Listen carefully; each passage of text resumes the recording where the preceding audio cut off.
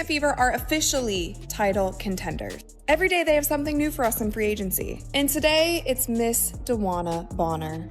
Six-time WNBA All-Star and WNBA champ, a veteran in this game, can pretty much do it all, also an enforcer, nasty defense. Should I continue? We have a new starting five. Caitlin at the 1, Kelsey at the 2, DeWanna at the 3, Natasha Howard at the 4, and Aaliyah Boston at the 5. No more headlines, no more interviews, no more bold claims that nobody wants to be in Indiana, because now the evidence is undeniable.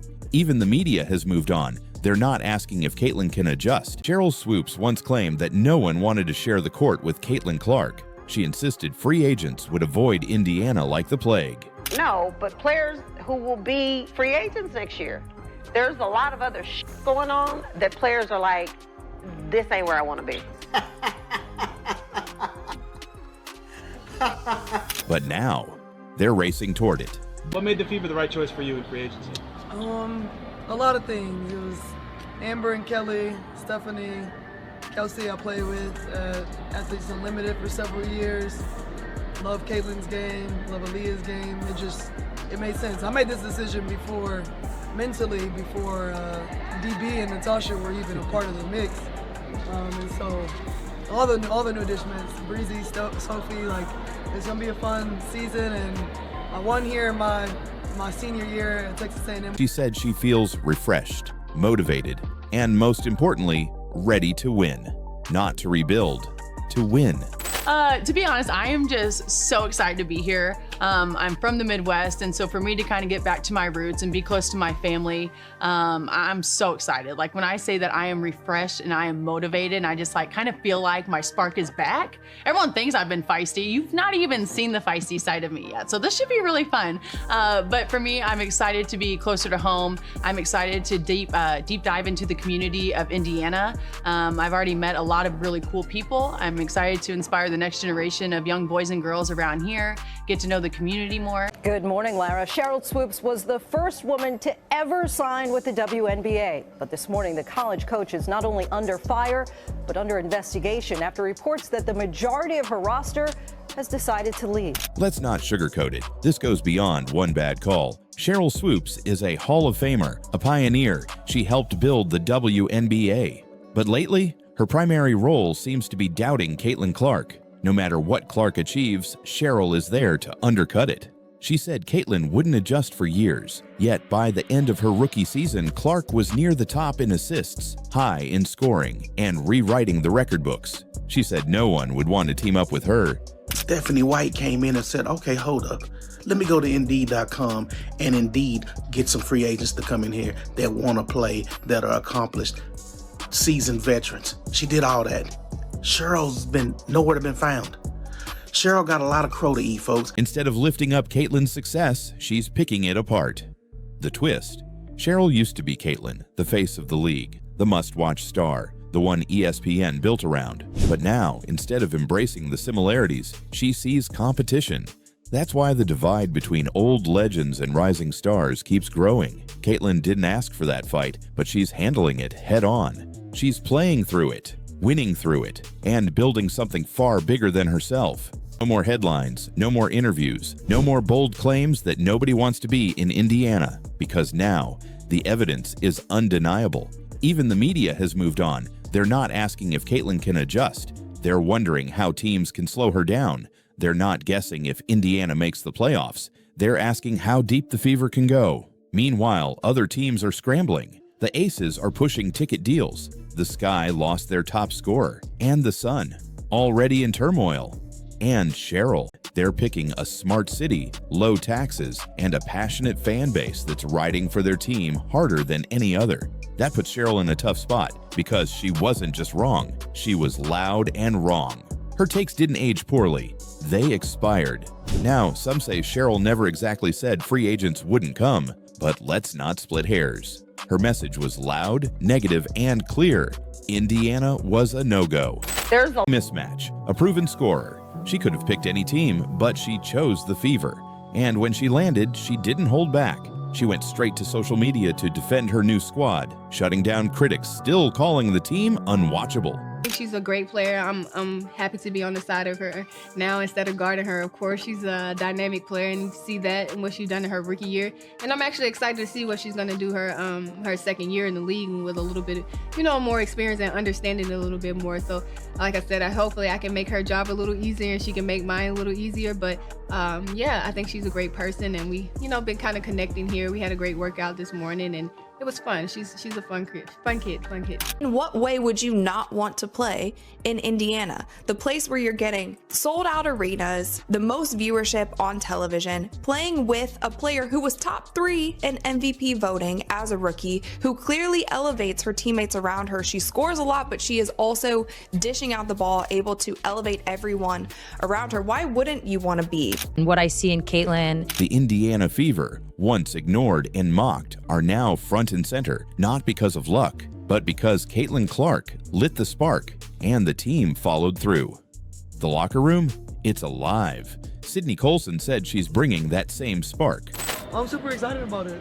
I'm going from a team that was a very in the media, like people are excited to watch us, into another team that is arguably the most talked about team in sports right now, especially in women's sports. So this fan base, it's exciting to be a part of a team that has a lot of positive energy around it.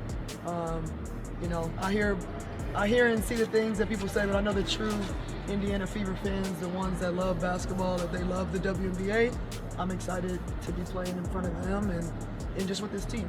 She said nobody wanted to play there. Now it's the most talked about landing spot. She said Caitlin wouldn't shine. The stats speak for themselves. So yes, it's obvious now. This wasn't just a cold take. It hit a nerve, and fans are noticing. Even during broadcasts, the contrast is clear. Other analysts praise Caitlin's game. Sheryl stays silent. And when that silence became too obvious, she was suddenly not on the call for Indiana's next game.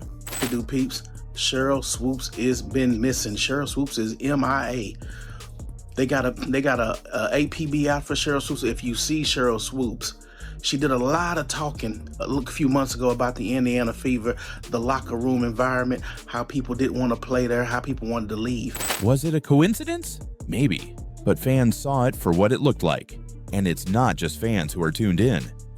Caitlin Clark. I'm very excited, and I really agree with a lot of the moves the Indiana Fever have made. There's not been one trade or pickup that the Indiana Fever have made that I have not been on board with. I'm on board with every single one. And I just want to say, the fact that the Indiana Fever have gone out and got these great players like a Natasha Howard, like a DeWanna Bonner, like a Sophie Cunningham, the fact that they've gone out and got these great players shows that they believe Caitlin Clark is great right now. They are on board with the Caitlin Clark vision, and it just makes me happy because they're not treating Caitlin Clark like a rookie who is gonna be good in 10 years. No, they're treating her like a superstar who is good right now.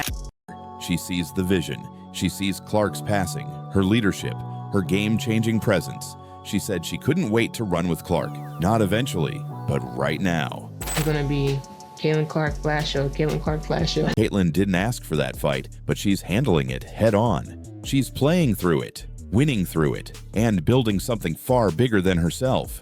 All eyes are on Indiana because Caitlin Clark is right at the center. She isn't just moving the needle, she is the needle. And Sheryl? Fans can't help but wonder, was this ever about basketball? Because when someone pushes this hard to discredit a rookie, when every comment feels more personal than professional, it stops being analysis. It becomes a rivalry. But Sheryl picked the wrong one. Big-name players are lining up to join the Fever. Natasha Howard, DeWanna Bonner, Sophie Cunningham. Even Sydney Colson, Aja Wilson's best friend, left Las Vegas to link up with Clark. Meanwhile, Sheryl's reputation is unraveling quicker than the Aces ticket demand. The Fever have just pulled off one of the most stunning free agency hauls in league history, stacking stars like they're assembling a championship squad. And the best part, they're doing it around the very rookie Sheryl once claimed wasn't ready for the pros. The Fever have just pulled off one of the most stunning free agency hauls in league history, stacking stars like they're assembling a championship squad. And the best part, they're doing it around the very rookie Sheryl once claimed wasn't ready for the pros. Statement was, I don't think either of them are going to come into the league and dominate immediately, meaning what they did in college. Over all of the players in the W. And the reason why I said it is because you have a player like an Asia Wilson. Her skills go beyond talent. She draws people in. Players want to join her, not out of hype, not out of pity, but because she simplifies the game. Her court awareness is off the charts. Her passes create open looks. Her tempo forces defenses to react. And, more than anything, she uplifts her teammates. That's why stars are choosing Indiana, because Caitlin isn't just potential, she's the player leading the next wave. She's the magnet pulling the league into a new era, and for some, that's a problem. Not because of how she plays, but because of who she is. It's a statement, a bold reply to every critic who called Caitlin Clark overrated, because now the locker room that was supposedly the most toxic in the league has become the WNBA's hottest destination. So how did Sheryl miss this badly, and why are so many fans wondering if it goes deeper than basketball? Let's rewind. Not long ago, Sheryl Swoopes was everywhere. Podcasts, TV, social feeds. And it's not just fans who are tuned in. Fellow players, coaches, and teammates have gone on record to praise Caitlin's rapid growth. They highlight her basketball IQ, her confidence, her calm under pressure. This isn't a development case. This is a star who's arrived. So Sheryl's narrative, the idea that Clark needed to earn her stripes, is crumbling fast. Caitlin didn't ease her way in. She exploded onto the scene. Packed arenas, boosted ratings, flipped Indiana from overlooked to unstoppable. Sheryl didn't just misjudge a team, she misjudged the moment. And while the league charges ahead, her version of the story is being left behind. Right now, the Indiana Fever have Caitlin Clark, Kelsey Mitchell, DeWanna Bonner, Natasha Howard, Aaliyah Boston, Sophie Cunningham, and Sydney Colson. That's not a rebuild, that's a championship threat. Think about that. One offseason ago, nobody wanted to touch Indiana. Now, they might be the most loaded roster in the league.